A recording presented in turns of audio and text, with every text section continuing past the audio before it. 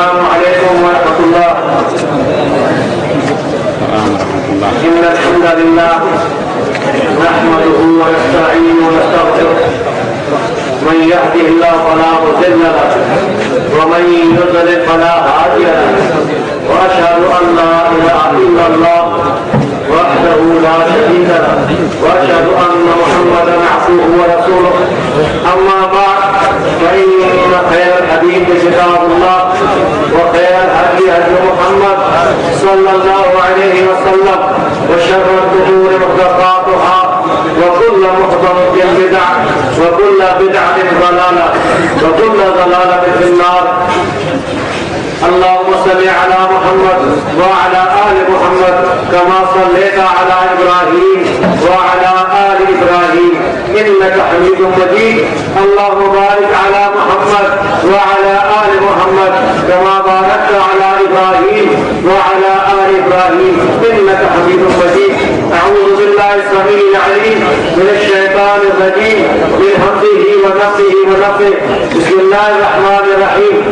يوم ندعو كل أناس بإمامهم وقال رسول الله صلى الله عليه وسلم من أطاع محمدا فقد أطاع الله ومن عصى محمدا فقد عصى الله. رواه البخاري. یہ سید حقیقہ بھائیوں، مجھے فضائل اہل حدیث کا موضوع دیا گیا ہے. اہل حدیث کسے کہتے ہیں اور ان کے فضائل کیا ہیں، اس بارے میں انشاءاللہ متصابق ہوئے آپ کے سامنے کچھ حوالے کچھ روایات پیش کروں گا. اللہ تبارک و تعالی حق بیان کرنے کی، حق سننے کی اور اس پر عمل کرنے کی توفیق عطا فرمائے. اہل حدیث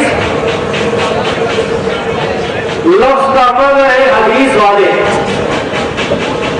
جس طرح اہل سنت کا معنی ہے سنت والے، اہل کتاب کا معنی ہے کتاب والے، اہل انجیل کا معنی ہے انجیل والے، اسی طرح اہل حدیث کا معنی ہے حدیث والے.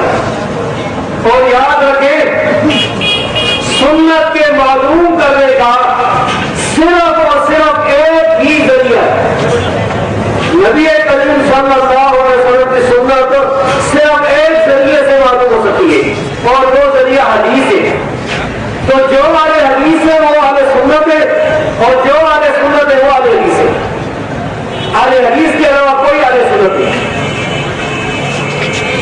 اور اہل حدیث کا اصطلاحی معنی یہ ہے کہ نبی کریم صلی اللہ علیہ وسلم کی حدیث والے. پہلا معنی تو لغوی تھا. اصطلاح میں نبی صلی اللہ علیہ وسلم کی حدیث ماننے والے جو لوگ ہیں، چاہے وہ محدثین کرام ہیں یا ان کی عوام ہیں، شیخ الاسلام ابن تیمیہ رحمہ اللہ نے اپنی مشہور کتاب مجموع فتاوی میں جلد نمبر 4 میں یہ فرمایا کہ نحنو لا نانی بآل حدیث مختصرین علی سماعی او کتابتی او روایتی. ہم اہل حدیث سے مراد وہ لوگ نہیں لیتے صرف جو حدیث سننے والے تھے، حدیث لکھنے والے تھے، حدیث کو بیان کرنے والے تھے، بل نحن من کل من کان احق بحفظہ باطنا و ظاہرا. ہم اس سے مراد یہ رہتے ہیں کہ تمام وہ لوگ جنہوں نے حدیث کو یاد رکھا ہے ظاہری طور پر بھی اور باطنی طور پر بھی، یعنی صحابہ، تابعین، تبع تابعین اور محدثین کرام، وہ کذالک اتباعی باطنا و ظاہرا. اسی طرح حدیث پر عمل کرنے والے لوگ جو ہیں وہ ہم یہاں سے مراد ہیں. شیخ الاسلام ابن تیمیہ کے اس سنہری قول سے معلوم ہوا کہ محدثین یہ 2 قسم کے لوگوں کے تھے. ایک صحیح العقیدہ، اہل حدیث 2 قسم کے لوگ ہیں، صحیح العقیدہ محدثین اور حدیث پر عمل کرنے والے عوام. امام بخاری نے صحیح بخاری میں پہلی جلد میں یہ بات کی ہے، وَلَا يُقْبَلُ إِلَّا حَدِيثٌ صلی اللہ علیہ وسلم کہ نبی کریم صلی اللہ علیہ وسلم حدیث کے علاوہ کوئی شے قبول نہیں کی جائے گی۔ مراد یہ کہ دین کی اصل، دین کی بنیاد نبی کریم صلی اللہ علیہ وسلم کی حدیث ہے اور اسی طرح قرآن۔ اور اس سے یہ نہ سمجھے کہ ہم اجماع نہیں مانتے یا اجتہاد نہیں مانتے۔ قرآن اور حدیث سے چونکہ اجماع کا حجت ہونا ثابت ہے، اس لیے آپ حدیث کے نزدیک اجماع حجت ہے۔ حافظ عبداللہ غازی پوری رحمہ اللہ جو کہ سید نذیر حسین محدث دہلوی کے شاگرد تھے اور بہت بڑے اہل حدیث عالم تھے، انہوں نے کتاب کی ہے کہ بنا ہوا حدیث اور قرآن، اس میں انہوں نے یہ بات کی۔ تو فضائل اہل حدیث کے سلسلے میں بہت سی چیزیں ہیں، یہ جو تاریخ اور مختصر بات تھی ان میں سے ایک بات میرا آپ کے سامنے آج کے بیان میں بیان کرتا ہوں کہ اہل حدیث کے نزدیک کے لیے سب سے بڑی فضیلت، سب سے بڑی منقبت اہل حدیث کی یہ ہے کہ اہل حدیث کا امام نبی کریم صلی اللہ علیہ وسلم۔ جو آیت کریمہ میں نے خطبے میں تلاوت کی، اس میں اللہ رب العزت فرماتا ہے یوم ندعو کل اناس بامامہم، یعنی یاد کرو اس دن کو جب ہم سب لوگوں کو ان کے امام کے ساتھ بلائیں گے۔ اس آیت کریمہ کے دو مفہوم ہیں۔ نمبر ایک یہ کہ دامن امان کے ساتھ بلایا جائے گا، اور دوسرا مفہوم اس کا یہ جو حافظ ابن کثیر نے تفسیر ابن کثیر میں لکھا ہے وقال بعض السلف هذا اکبر شرف لاصحاب الحدیث لان امام النبی صلی اللہ علیہ وسلم۔ بعض سلف نے یہ کہا ہے کہ یہ آیت سب سے بڑی فضیلت والی آیت ہے حدیث کے لیے، کیونکہ ان کے امام نبی کریم صلی اللہ علیہ وسلم۔ نبی کریم صلی اللہ علیہ وسلم کی وفات کے بعد سیدنا ابو بکر صدیق رضی اللہ تعالیٰ عنہ انہیں خلیفہ بنایا گیا۔ صحابہ اکرام نے ان کے ہاتھ پر بیعت ڈالی اور وہ خطبے کے لیے کھڑے ہوئے۔ صحابہ اکرام پہلی نسل ہے جو اہل حدیث ہے، نبی پر ایمان لانے والے، نبی کی بیعت کرنے والے اور نبی کریم صلی اللہ علیہ وسلم کے لیے اپنی جانیں قربان کرنے والے۔ امام محمد بن اسحاق اپنی کتاب سیرہ میں بیان کرتے ہیں، فرماتے حدثنی الزہری قال حدثنی انس بن مالک قال قال ابو بکر رضی اللہ عنہ۔ امام محمد بن اسحاق نے صحیح سند کے ساتھ ابو بکر صدیق رضی اللہ تعالیٰ عنہ سے ذکر کیا کہ انہوں نے منبر پر کھڑے ہو کر خطبہ دیا اور اس خطبے میں فرماتے کہ لوگوں تمہارے اندر جو مضبوط آدمی ہے، جو قوت والا ہے، وہ میرے نبی پر زور، اور جو کمزور ہے تمہارے اندر وہ میرے نزدیک قوت والے مضبوط ہیں۔ یعنی اسلام میں برتری قرآن و حدیث کی ہے، لوگوں کی بات نہیں ہوگی، کسی چودھری کی، کسی بادشاہ کی، کسی بڑے کی اسے ترجیح ہوگی۔ پھر فرماتے ہیں اطیعونی ما اطاعت اللہ ورسولہ، لوگوں جب تک میں اللہ اور اس کے رسول کی اطاعت کرتا رہوں میری اطاعت کرو، جب تک میں قرآن اور حدیث پر عمل کرتا رہوں میری باتوں پر عمل کرو۔ فَإِذَا عَصَيْتُمُ اللَّهَ وَرَسُولَهُ فَلَا طَاعَةَ لِي عَلَيْكُمْ، اور اگر میں اللہ اور اس کے رسول کی نافرمانی کروں پھر میری کوئی اطاعت نہیں۔ غور کریں کہ سیدنا ابو بکر صدیق رضی اللہ تعالیٰ عنہ نے کس طرح اہل حدیث کا منہج اور عقیدہ لوگوں کے سامنے بیان کر دیا کہ لوگوں اللہ اور رسول کے ساتھ کرو، قرآن اور حدیث میں جو ہے اس کو مضبوطی سے پکڑ لو، اسے مضبوطی سے پکڑنے کے بعد کبھی گزار دو، اور اگر اللہ اور رسول کے مقابلے میں کسی کی بات ہے اسے چھوڑ دو، چاہے کوئی۔ سیدنا عمر بن الخطاب رضی اللہ تعالیٰ عنہ جو بڑے جلیل القدر صحابی جن کی فضیلت میں بے شمار حدیثیں ہیں، قرآن کریم کی آیات جن کی تعریف میں نازل ہوتی ہے، صحیح بخاری اور صحیح مسلم کے اندر آیا ہے کہ سیدنا عمر رضی اللہ تعالیٰ عنہ بیت اللہ کا طواف کر رہے تھے، خانہ کعبہ کا طواف کر رہے تھے۔ طواف عبادت ہے، حاجی یا عمرہ کرنے والا خانہ کعبہ کا طواف ضرور کرتا ہے،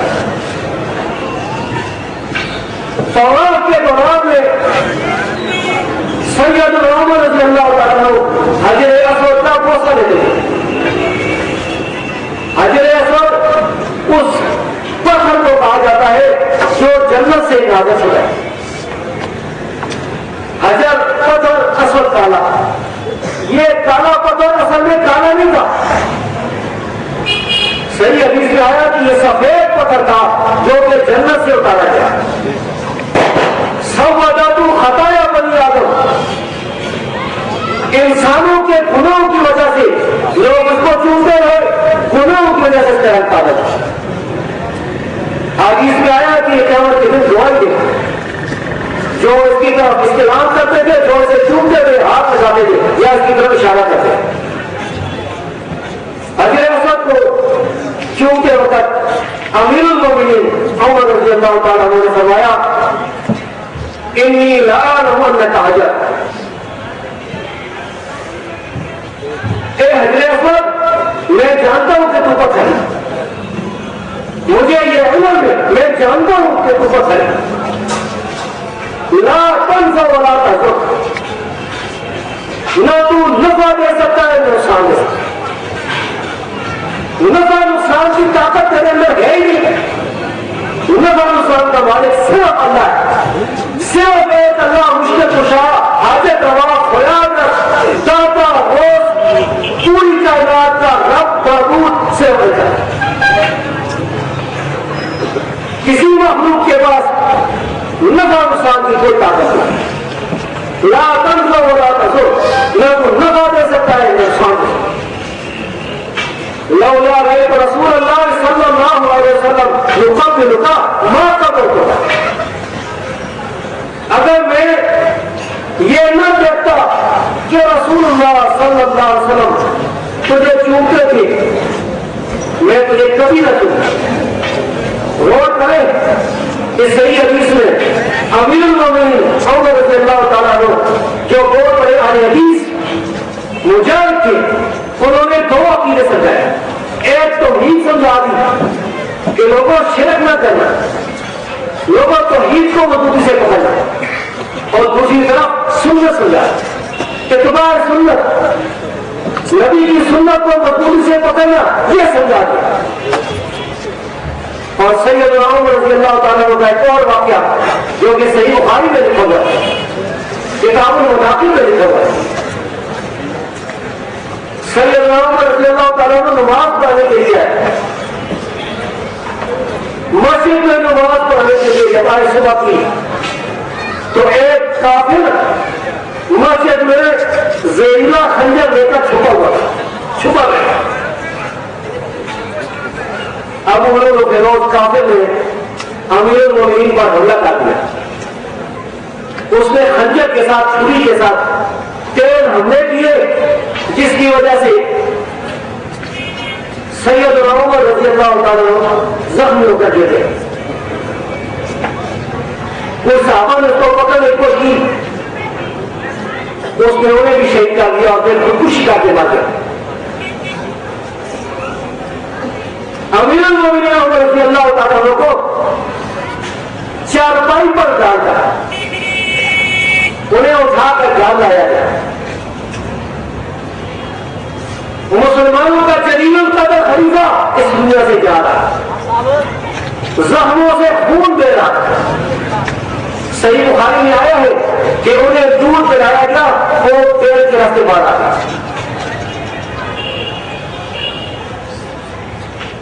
ایک دوسری حدیث میں آتا ہے کہ نبی کریم صلی اللہ علیہ وسلم نے فرمایا کہ میرے اور فتنوں کے درمیان دروازہ ہے, ایک دروازہ ہے. آپ نے فرمایا کہ یہ دروازہ عمر. پوچھا گیا کہ کیا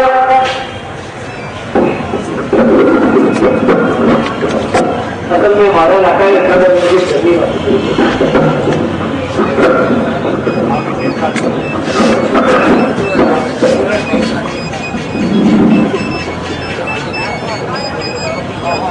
سیدنا عمر رضی اللہ تعالیٰ عنہ انہیں دودھ پلایا گیا, وہ باہر آ گیا.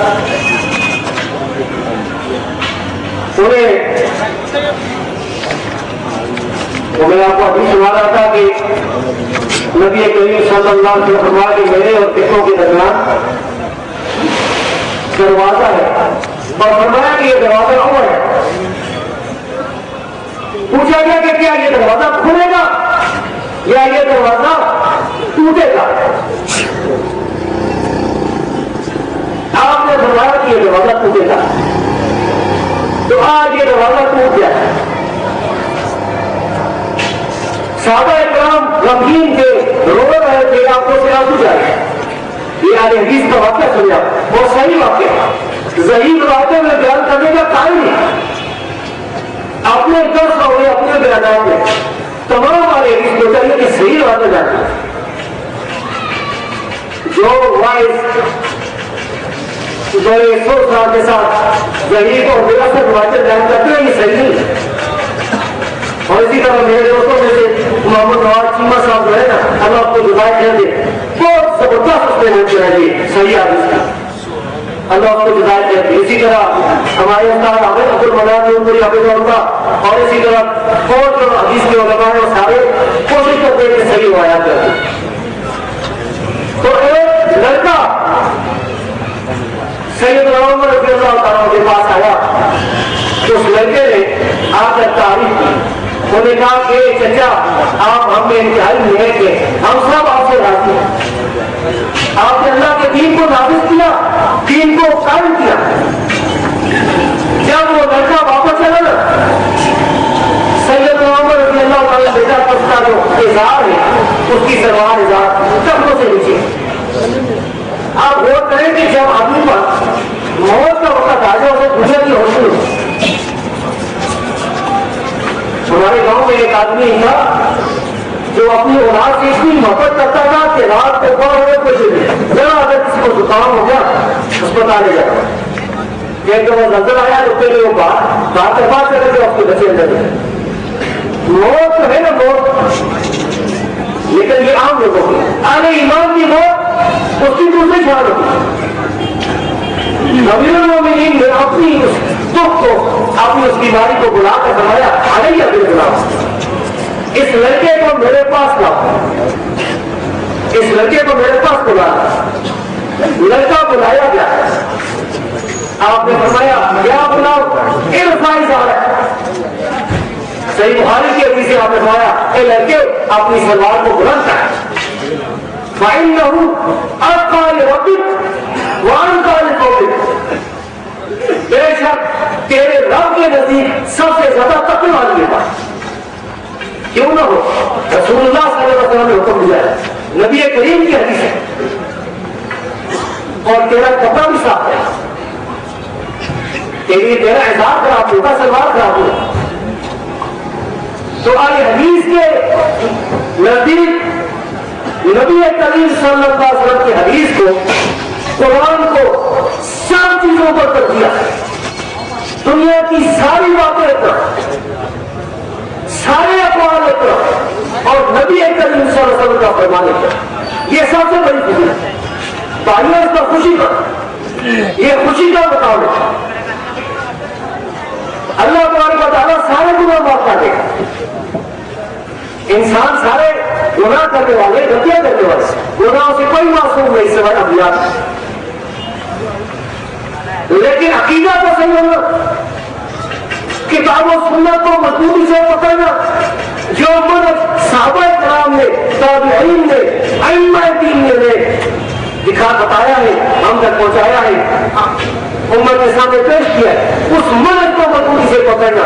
اللہ تبارک و تعالیٰ اولئک یبدل اللہ سیئات حسنات, اللہ ایسے لوگوں کے گناہ نیکیوں میں تبدیل کرتا ہے. سیدنا ابو بکر صدیق رضی اللہ تعالیٰ عنہ نبی کریم صلی اللہ علیہ وسلم کی وفات کے بعد اسلام کی یہ حالت ہوئی کہ چاروں طرف سے کافروں نے یہ منصوبے بنا لیے کہ مجھے بڑھنا تھا. بہت سے لوگ مرتد ہو گئے, اسلام سے پھر گئے. مدینہ کی چھوٹی سی بستی اس میں اسلام لے گئے. رسول اللہ صلی اللہ علیہ وسلم فوت ہو گئے. نبی کریم صلی اللہ علیہ وسلم نے اپنی وفات سے پہلے یہ حکم دیا تھا کہ اسامہ کا لشکر جو ہے, اسامہ بن زید بن حارثہ کے بیٹے رضی اللہ تعالیٰ, اس لشکر کو کافروں کے مقابلے میں، عیسائیوں کے مقابلے میں روانہ کرا۔ جب آپ کی وفات ہو گئی، مدینہ خطرے میں ہو گیا، تو صحابہ کرام کا یہ خیال بنا، یہ رائے ہوئی، یہ اتحاد ہوا کہ اب یہ لشکر نہیں جانا چاہیے۔ وجہ یہ ہے کہ مدینہ کو خطرہ ہے، مدینہ میں مسلمانوں کی فوج ہونی چاہیے تاکہ اگر کافر نہ کرے تو ہم دفاع کریں۔ نبی صلی اللہ علیہ وسلم کے زمانے میں حالات وہ تھے، اب ہو، اور اس لڑائی میں سیدنا عمر رضی اللہ تعالیٰ عنہ، لیکن ابو بکر صدیق رضی اللہ تعالیٰ عنہ نے وہ زبردست جواب دیا جو صحیح حدیث میں لکھا ہے، جو تاریخ میں ہوا۔ انہوں نے کہا کہ جس لشکر کو رسول اللہ صلی اللہ علیہ وسلم نے بھیجنے کا حکم دیا ہے اس کو میرے ابو قحافہ کا بیٹا نہیں ہو سکتا۔ سیدنا ابو بکر صدیق رضی اللہ تعالیٰ عنہ فرماتے ہیں کہ میری بات نہیں چل رہی، رسول اللہ صلی اللہ علیہ وسلم کی بات ہے۔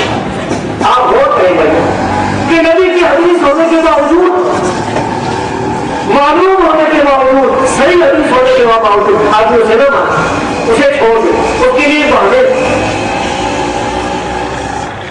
میرے ایک چچا تھے، بریلی مسجد سے ان کا تعلق تھا، اللہ تعالیٰ ان کو جنت میں اعلیٰ مقام عطا فرمائے۔ وہ آخری میں حدیث ہو گئے، انہوں نے مجھے، میں جب چھوٹا بچہ تھا تو صحیح بخاری تھی ترجمے میں کہا، اور چچا کے میرے والد صاحب کے بڑے بھائی اس کو پنجابی میں آپ کا کہنا پڑتا۔ انہوں نے کہا بیٹے یہ صحیح حدیثوں کی کتاب ہے، اس میں ساری حدیثیں صحیح ہیں، لیکن ان پر عمل نہ کرنا، عمل کرو گے تو گمراہ ہو جائے۔ سبحان اللہ، میں نے کہا یہ حدیثیں بھی صحیح، تحقیق نہیں، جو بندی استاد کے گھروں سے ہی پوچھا حدیثیں صحیح ہے، میرے ساتھ میرا عمل کرنا چاہیے۔ ہمارے پاس کیا عمر ہوگا؟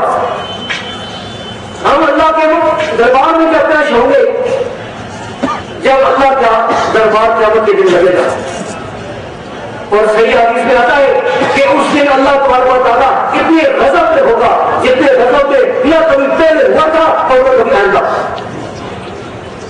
ایسا خوفناک منظر ہوگا، جہنم کو لایا جائے گا اور لوگ اپنے گناہوں کے وسیلے میں، کوئی قدموں تک صبح ہوگا، کوئی گھٹنوں تک، کوئی سارے صبح، نفسا نفسی کا عمل ہوگا۔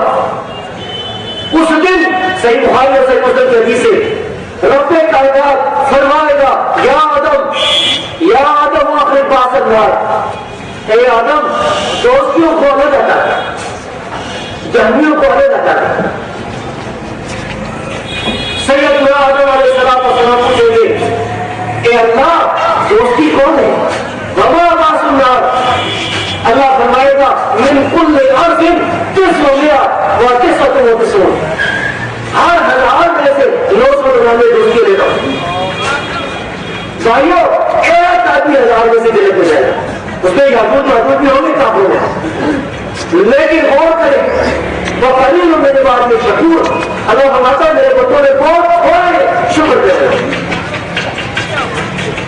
تو اللہ تبارک تعالیٰ نے احسان کیا، میں نے جو حدیث پر عمل کرنا شروع دیتا وہ شروع کی، ایک ہمارے سے چاہے جس نے دیکھے سے چڑھ گئے اور یہ اسی بات کرتے ہیں، خاتوں کسی پر اس دنیا سے کیا نہیں سکتی ہے۔ تو امیر المومنین ابو بکر صدیق رضی اللہ تعالیٰ عنہ نے فرمایا کہ جس لشکر کو نبی کریم صلی اللہ علیہ وسلم نے دیکھنے کا حکم دیا ہے، میں ابو قحافہ کا بیٹا ہوں۔ اور یہ صرف ابو بکر عمر کی بات نہیں ہے، سارے صحابہ کریم میں تھے، یہ حدیث کی دعوت ہے، اس کو سمجھنے کی کوشش کریں، اس کو اپنے دماغ میں رکھیں۔ ہم قرآن اور حدیث کے مقابلے میں کسی بات کو نہیں مانتے، اجماع کو مانتے ہیں، اجتہاد کو جائز سمجھتے۔ امت کا اجماع کا ثابت ہے، جھوٹا اجماع نہیں ہے تو اسے تسلیم کرتے، ہمارے اسلام میں موجود ہے۔ لیکن نبی کے فرمان کے مطابق آپ نے آپ کو دوسرا رخ بتاؤ، ایک مولوی صاحب جو اس کا نام نہیں ہوگا، نام لینے کی ضرورت نہیں، مولوی صاحب نے ایک بات فرمائی ایک بات کہی جو اس کی کتابوں میں لکھی، فیض الباری میں لکھی، اس کے علاوہ اور کچھ شدی میں لکھی، اس کے علاوہ اس کے شاگرد نے قرآن و سنت میں لکھی، اس کے علاوہ تقریر ترمذی میں لکھی، چاروں کتاب میں لکھی کہ مولوی صاحب نے کہا جس حدیث میں یہ آیا ہے کہ نبی کریم صلی اللہ علیہ وسلم 3 میٹر پڑھتے تھے، 2 رکعت پڑھ کر سلام پھیر دیتے تھے اور 1 میٹر علیحدہ پڑھتے تھے، اس نے کہا ان حاضر حدیث قوی ہو، یہ حدیث مضبوط حدیث ہے، قوی ہے، صحیح حدیث ہے۔ پھر وہ مولوی صاحب کہتے ہیں کہ مقصد تو البت عشر سنہ اتفکر فی الجواب، وہ کہنے لگا کہ میں 14 سال غور کرتا رہا ہوں اس حدیث کا جواب۔ وہ کہتا ہے یہ حدیث کچھ کرے ہمارے مذہب کے خلاف، ہمارے حنفی مذہب کے خلاف، وہ کدھر مانتے ہیں بچا لے رہا، کہتا ہے میں 14 سال اس کا جواب سنتا رہا، پھر کہتا ہے میں تمہیں یہ جواب بتاؤں گا کمر کو رکھ دیا گیا بھائیوں حدیث کے نزدیک وہ 14 سال کہتا ہے، ہم کہتے ہیں کہ 14 مہینے نہیں، 14 گھنٹے نہیں، 14 منٹ نہیں اور 14 سیکنڈ نہیں، حدیث صحیح ہے ثابت ہو جائے سر تسلیم خان دے فوراً ہمارا ساتھ اس کے سامنے حاضر۔ نبی کریم صلی اللہ علیہ وسلم کے فرمان کے آگے ہم اپنی جانب پیش کرنے کے لیے تیار، اور یہی مدد یہی عقیدہ ہمیں اماموں نے بتایا۔ سیدنا علی رضی اللہ عنہ ہوتا ہے کون؟ سید بخاری میں لکھا کتاب الحج، انہوں نے فرمایا تھا کہ میں رسول اللہ صلی اللہ علیہ وسلم کی سنت کو کسی انسان کے کہنے پر نہیں چھوڑ سکتا۔ امام ابو حنیفہ رحمۃ اللہ علیہ جو کہ ایک بہت بڑے امام کے پتا تھے، ان کا ایک واقعہ امام عبداللہ بن احمد بن حنبل نے اپنی کتاب السنہ میں صحیح سند کے ساتھ آیا۔ امام ابو حنیفہ سے ایک آدمی نے مسئلہ پوچھا، بھائیوں یہ جو میں واقعہ آپ کے سامنے بیان کر رہا ہوں جو حوالے انہیں یاد، ایک آدمی نے مسئلہ پوچھا کہ کوئی آدمی اگر کسی کے پھل کو رات کے بنا لے، مثال کے طور پر کسی کا باغ ہے، باغوں کا، کیلوں کا باغ ہے، آم کا باغ ہے، اس میں سے وہ چوری کر لے، اس کے بارے میں کیا سزا ہے؟ انہوں نے قرآن کریم کی آیت وسارق وسارق تو سب تو ہوئے جو ہوگا، چور مرد ہو چور عورت ہو ان کے ہاتھ کاٹ دیں، اس کے مطابق فتویٰ دیا کہ اس کا ہاتھ کاٹنا چاہیے۔ اس مجلس میں ایک محدث نے حدیث سنائی کہ نبی کریم صلی اللہ علیہ وسلم نے فرمایا ہے کہ چور اگر پھلوں کی چوری کرنے والا اس کے ہاتھ کاٹے جائے، اس کے لیے بہت سزا ہے۔ یہ حدیث سننے کے بعد امام ابو حنیفہ رحمہ اللہ فرماتے ہیں لا یقطع لا یقطع، نہیں ہاتھ کاٹے جائیں گے، نہیں ہاتھ کاٹے، فوراً رجوع۔ تو بھائیوں اس طرح کے بہت سے واقعات ہیں۔ میرا یہ پروگرام کا جو میں آپ کے سامنے ایک مقالہ لکھا ہوا تھا، لیکن منظر اس میں سے صرف چند اشعار آ گئی ہے، کیونکہ میرا وقت تھوڑی دیر بعد ختم ہونے والا ہے، آپ کے سامنے پیش کرتا ہوں۔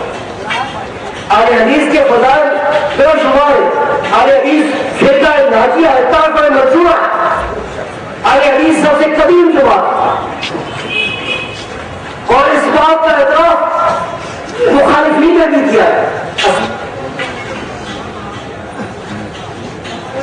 اور اسماء الرجال کی کتاب میں لکھا ہوا ہے، یہ شیخ سعید القطان نے فرمایا کہ کان سلیمان التیمی عندنا من اہل الحدیث، کہ سلمان تیمی ہمارے نزدیک اہل حدیث میں تھے، اور سلمان تیمی وہ ہے جو کہ 40 ہجری کے قریب پیدا ہوئے اور 143 کے قریب ان کی وفات ہوئی، امام ابو حنیفہ سے پہلے فوت ہو گئے۔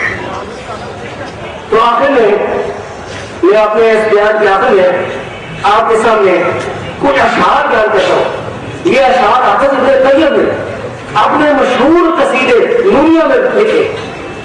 بعض لوگ کہتے ہیں کہ حدیث انگریزوں کے دور میں چلا ہوا، ممکن ہے آپ نے بھی کسی سنو ہمارے علاقے میں، چونکہ ہمارے علاقہ میں جو بندوں کا علاقہ ہے اس میں وہ کہتے ہیں کہ یہ حدیث انگریزوں کے دور میں چلا، تو انگریز انگریزوں کے دور سے کئی سو سال پہلے حافظ ابن القیم الجوزیہ نے ایک مشہور قصیدہ لکھا ہے جس قصیدے کا نام ہے نونیہ. اس میں فرماتے ہیں یہ صفحہ 299 پر فرماتے ہیں یا مبغضا علی الحدیث و شاتما ابشر بعقد ولایت الشیطانی. اے اہل حدیث سے قوت رکھنے والے، اے اہل حدیث کو گالیاں دینے والے، تجھے خوشخبری ہو شیطان تیرا دوست ہے، شیطان کی یاری شیطان کی دوستی کے لیے خوشخبری. یعنی اہل حدیث کو گالیاں دینے والے اس کا کون دوست ہے؟ شیطان. اسے کئی باتیں ثابت ہیں. ایک تو یہ ثابت ہوا کہ اہل حدیث انگریزوں کے دور میں نہیں پیدا ہوتے تھے، انگریزوں سے صدیوں پہلے حافظ ابن قیم کے دور میں تھے، حافظ ابن قیم سے پہلے، حافظ ابن قیم سے پہلے شیخ الاسلام نے کہہ دیا. فرماتے ہیں کہ اہل حدیث غیر مقلدین لواحد من العلماء، کہ اہل حدیث تقلید نہیں کرتے علماء میں سے. یہ آگے فرماتے ہیں ما ذنبهم اذ خالفوك بقوله، کیا بلائے تیرے نبی کا حدیث کا کیا بلائے؟ انہوں نے تیری بات کو رد کر دیا، نبی کی بات کو تسلیم کر لیا. یہ بلائے ما خالفوه لقول قول فلانی، انہوں نے نبی کی بات کو رد کیا کسی کے طور پر، فلاں کے طور کسی امام کے طور کو مان کر نبی کی حدیث کو رد کیا، تیری بات کو رد کر دیا. خیر فرمایا لو وافقوك وخالفوه، اگر یہ اہل حدیث تیری حمایت کرتے اور نبی کی مخالفت کرتے، اگر تیری بات میں تسلیم کر دیتے، تیری تعریف کرتے، موافقت کرتے اور نبی کی مخالفت کرتے، نبی کی حدیث کی مخالفت کرتے، کون تھا تشہد ان الحق ایمانی، تو پھر گویا تو دیتا کہ یہ ایمان ہے، یہ شیخ الحدیث ہے، یہ فلاں، یہ شیخ الاسلام. لما تحیزتم من الاشیاء، کہا کہ تم تو بزرگوں کے ساتھ منسوب ہو گئے. یہ حنفی ہے، یہ شافعی ہے، یہ نقشبندی ہے، یہ چشتی ہے، یہ قادری ہے. لما تحیزتم من الاشیاء، تم تو شیخوں کے ساتھ، استادوں کے ساتھ، بزرگوں کے ساتھ منسوب ہو گئے. اور یہ حدیث یہ کس طرح منسوب ہوئی ہے؟ یہ اس کی طرح منسوب ہوئی جس کو اللہ نے قرآن دیا ہے.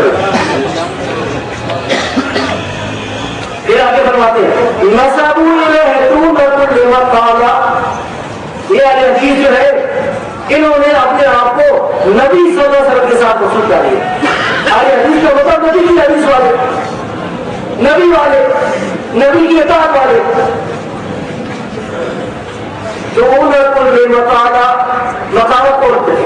یہ نہ معتزلی ہے، نہ خارجی ہے، نہ تکفیری ہے، نہ نبی کے ساتھ منسوب، اور ہارا نہ کسی حال کے ساتھ منسوب ہے. یہ ذکر والے نا، اور قائل کہ کسی قائل کے ساتھ منسوب نہیں. یہ امام ابو حنیفہ ہے، امام مالک ہے، امام شافعی ہے، امام احمد بن حنبل ہے، امام بخاری ہے، امام مسلم ہے، جتنے بھی امام ہیں سارے بزرگ ہیں، سارا کفر، لیکن یہ اپنے آپ کو کے ساتھ منسوب نہیں کرتے. وہ مکانی، اور نہ کسی مکان کے ساتھ اپنے آپ کو کہتے ہیں کہ جو بات ہے یہ بریلی ہے، جو بات کی طرف منسوب جو ہوتی بریلی کی طرف منسوب بریلی. یہ اہل حدیث اپنے آپ کو نہ تو کسی مکان، نہ کسی شہر، نہ کسی علاقے کی طرف منسوب کرتے ہیں، نہ کسی امام کی طرف، نہ کسی قوم کی طرف. پھر آگے بڑھو، یہ دیکھیں آج سے 600 سال پہلے حافظ ابن قیم نے فرما رہے آزاد انتصاب اولت تفرق کی نسبت، یہ نبی کی طرح منسوب ہونا حدیث کی طرف یہ سب سے بہترین بات ہے ان فرقوں کے مقابلے میں. من اربع معلومات ابتدیان، یہ 4 فرقے جو ہیں، یہ 4 مذہب جن کا بیان سابقوں لوگوں کو معلوم ہے، حنفی، شافعی، مالکی، حنبلی، ان 4 سے اہل حدیث بہتر ہے. یہ معنی میں کئی فرماتے ہیں. پھر فرماتے فَإِذَا نَظَرْتُمْ مُنْتَسَبُوا إِلَىٰ خَبَرِ الرَّسُولِ بِنِسْبَةِ الْإِحْسَانِ، تمہیں غصہ آ گیا، گالیاں دیتے ہو، برا کہتے ہو اس لیے کہ یہ نبی کی حدیث کی طرف منسوخ ہو، یہ اپنے آپ کو حدیث کہتے ہیں، کس وجہ سے غصہ کرتے ہو؟ فَوَزَعْتُمْ مِنَ الْأَلْقَابِ مَا، تم نے ان کے بڑے لقب رکھے، کبھی کہتے ہیں یہ غیر مقلدین ہے، کبھی کہتے ہیں یہ وہابی ہے، کبھی کہتے ہیں یہ اہل حدیث ہے، کبھی کیا کہتے ہیں صحابہ اہل حدیث۔ یہ ہمارے حضروں میں ایک مولوی صاحب نے جو مدینہ تقریر کی، کہتا ہے کہ بات کو حدیث کہتے ہیں شیطان کو،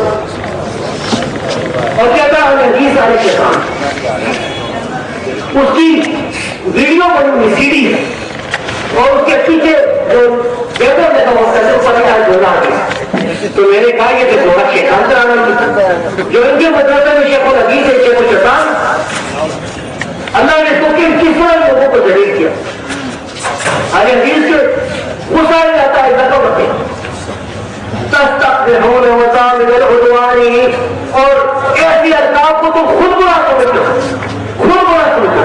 شریعت و طریقت، شریعت و جہالت ایک کتاب میں پالن پوری کی، اس کتاب میں یہ جو بدی ہے پالن پوری، اس نے لکھا ہے کہ اور آج کل کے جو پیٹ کی پوجا کرنے والے مولوی ہیں وہ دوسروں کہتے ہیں یہ غیر مقلد بات، خود انہیں تو برا سمجھتے ہو، پھر تم ان اہل حدیث کو برا کہتے ہو۔